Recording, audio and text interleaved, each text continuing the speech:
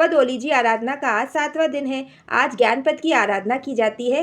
ज्ञानपद के 51 गुण माने गए हैं, इसलिए साथिया, प्रदक्षिणा, खमासमन और कौसक ये सब 51-51 किए जाते हैं।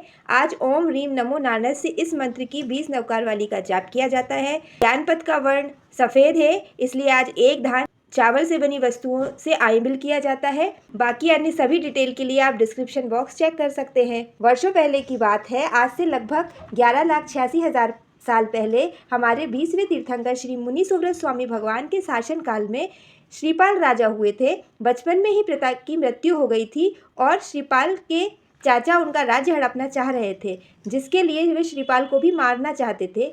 उनकी मां जान बचाने के लिए 700 कोड़ियों के संग से मदद लेती हैं। धीरे धीरे श्रीपाल कोड़ियों के साथ ही बड़े होते हैं और कोड़ी उनको अपना राजा मान लेते हैं। कोड़ियों के साथ रहने के कारण ही उन्हें कोड़ रोग हो जाता है। 700 कोड़ी उन्हें अंबर राणा बोलने लगे थे।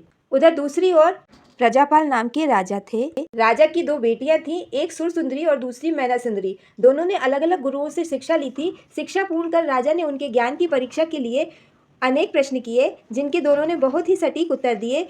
अंत में जब राजा ने पूछा कि तुम्हें यह सब वैभव, आराम, सुख सुविधा किस कारण से प्राप्त हुई है, तो सुर सुंदरी बोली, पिताजी आपके कारण, आप ही ने हमें ये सब आराम, सुख सुविधा प्रदान की है। जबकि मैना सुंदरी ने उनसे कहा कि ये सब मुझे मेरे कर्मों के कारण मिला है। बहुत देर तक वाद विवाद के बाद भी जब मैना सुंदरी कर्म को ही प्रधान मानती रही तो राजा को बड़ा गुस्सा आया और उन्होंने मैना सुंदरी को सबक सिखाने के लिए उनकी शादी कोड़ियों के राजा श्रीपाल से कर दी और सुर सुंदरी की शादी एक अच्छे कुल में एक स्वस्थ राजकुमार से कर दी। मैना सुंदरी को जैन धर्म पर पूर्ण विश्वास था। वे अच्छी तरह से अपने पति की सेवा करती थी। एक बार आचार्य श्री मुनिचंद सूरी जी उनके नगर में आए, तब मैना सुंदरी और श्रीपाल राजा उनके दर्शन के लिए गए। उस समय मैना सुंदरी ने आचार्य से श्रीपाल के रोग को दूर करने का उपाय पूछा। तब आचार्य ने दृष्टिवाद अंग में से विद्या प्रवाद नामक पूर्व में से नवपद ओली की आराधना की विधि उनको बताई। नवपद ओली की आराधना श्रीपाल और मैना सुंदरी ने पूर्ण श्रद्धा के साथ की।